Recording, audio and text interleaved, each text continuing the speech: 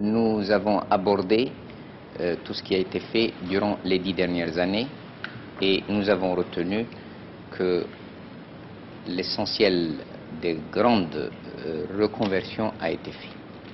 Nous sommes satisfaits de la manière dont les accords ont été exécutés d'un côté comme de l'autre jusqu'à maintenant, mais nous sommes convenus également de consolider et d'élargir dans un domaine et dans l'autre. C'est-à-dire qu'il y aura plus de 25 000 travailleurs immigrés par an ici en France. Ça, c'est l'objet de négociations qui auront lieu à la fin de l'année, d'ailleurs aussi bien sur le dossier de l'immigration que sur le dossier de la coopération culturelle et technique. Je ne suis pas venu ici pour négocier.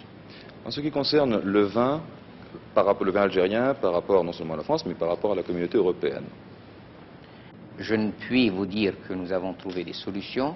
Ce que je puis vous dire, c'est que nous avons convenu de réfléchir aux solutions et nous sommes ouverts à toutes les formules qui puissent offrir la possibilité de trouver à la fois un équilibre pour les relations commerciales et plus tard une solution définitive, puisque nous-mêmes nous avons décidé de reconvertir ce vignoble qui, en fin de compte, pose beaucoup de problèmes à tout le monde d'un côté et de l'autre de la Méditerranée et qui constitue, sans doute, à la limite de l'analyse, une espèce de facteur d'aliénation de notre indépendance nationale.